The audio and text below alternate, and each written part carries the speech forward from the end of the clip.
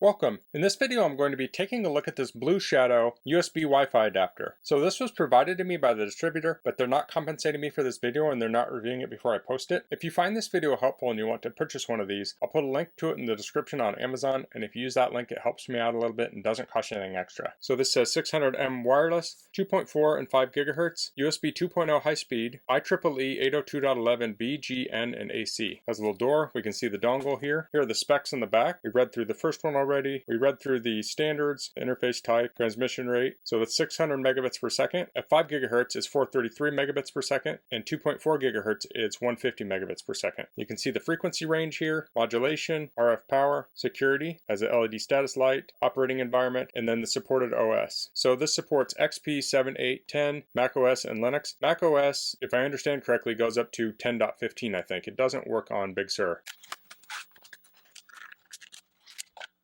So here's the dongle. Looks like it has some vents in the bottom there. The outside is plastic, which makes sense. You wouldn't want to block the RF signal. So I'm recording this in 2020, and it might seem weird to even need one of these anymore because so many devices have Wi-Fi built in. But sometimes the Wi-Fi cards in devices like laptops will break, and you could take it apart and maybe try and fix it. But this could be an easier solution to just plug this in and get Wi-Fi. You could also put this in legacy products, things that are old and have outdated Wi-Fi. You could put this in the Raspberry Pi or just older computers that don't have Wi-Fi. There are a number of different options for this. This is short, so it won't stick out very far from your computer. So there's some different paperwork here in the box. This here says to plug it into the back of your computer and not the front. I'm guessing that's because the front USB ports tend to have cables running to them inside of the computer, whereas the back one is connected directly to the motherboard. But it says you could get interference plugging it in the front. So you want to plug it in the back. Now on a laptop, you just plug it in one of the side ports or the back port. So this pamphlet has download links here to download the drivers. It also comes with a small CD-ROM, so you would need a CD-ROM adapter to do this. Now, if you're hooking this into an old computer, there's probably a pretty good chance it has an optical drive in it, but otherwise you can download using those links. And then we have an installation guide here.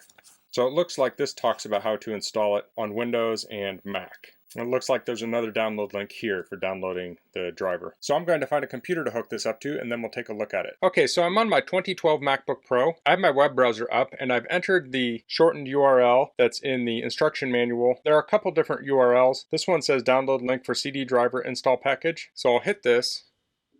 This will open up a Google Drive. It says it can't preview the file, so I'll just hit download. So this is a large zip file, it's 318 megabytes. I'll hit download anyway. Okay, that finished downloading. I'll hit the magnifying glass. I'll double click the zip file. It has a folder here. I'll open that up. And now we have the different drivers. So I'm on Mac OS, so I'll open that up. I have two files here. One is for 1014, the other is 1015. So if I go up to my Apple menu and say about this Mac, I'm running 1015. So I'll open that up. I'll double click it. I'll open up the folder. So we have an install package. I'll double click that. I'll hit continue, continue, continue, agree, install, continue. I'll enter my password. It says system extension block, so I'll hit open security preferences. I'll hit the lock in the bottom. I'll enter my password. I'll hit allow. I'll go back to the installer. Okay, that has finished, so I'll restart. So I'm recording my screen right now, so I'm going to stop that, and then I'll restart, and I'll come back and we'll configure it. Okay, so it has rebooted. I'm going to plug in the USB dongle. Now we have a little menu item up here. So I'll click on the menu item. I'll choose an access point. I'll enter in my password. I'll hit join. So we're joined up there. I was connected to Ethernet and I have disconnected that. So now I'm going to load up a local speed test. So this is a speed test I'm running on a server at my house. Now there can be things happening on the server that would slow this down, but I think it'll give us a pretty good idea of the performance. So for download, we got about 172 megabits per second. For upload, we got around 223 megabits per second. So that is on the 5 gigahertz network. I'll switch this to the 2.4 gigahertz. I'll refresh my test here.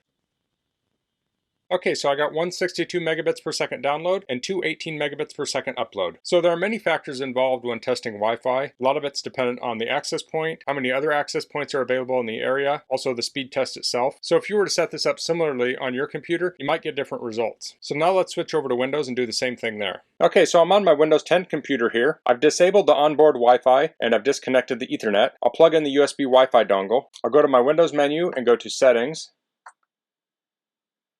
I'll go to Network and Internet. I'll click Change Adapter Options. So here we see Wi-Fi. That's the internal card. I want Wi-Fi 3. That's the one I just plugged in. I'll right click on that and I'll say Connect. I'll choose the 5 gigahertz network.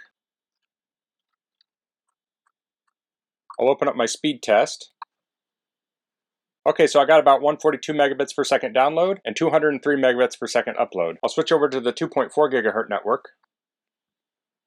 Okay, so here I got 148 megabits per second download and 194 megabits per second upload. So that's the Blueshadow Wi-Fi USB dongle. I think this is a nice option if you're trying to add Wi-Fi to an older computer, especially if you have one that only has USB 2.0 ports. There's not a lot of reason to get a faster adapter. This could also be a good adapter to put in a toolkit if you're a tech, so you may work on different computers and you may be having trouble with an internal Wi-Fi card, so you could install this on the computer and give the computer internet access to do other diagnostics and such. Now, if that were the case, you'd probably want to put the drivers on a flash drive so you could plug it in the computer and install them, because you obviously wouldn't be able to download them. So that's all I'm going to cover in this video. If you have any questions, please leave them in the comments. If you like this video, please click like. If you haven't subscribed to my channel, I'd appreciate it if you could do that. And thanks for watching. Until next time, goodbye.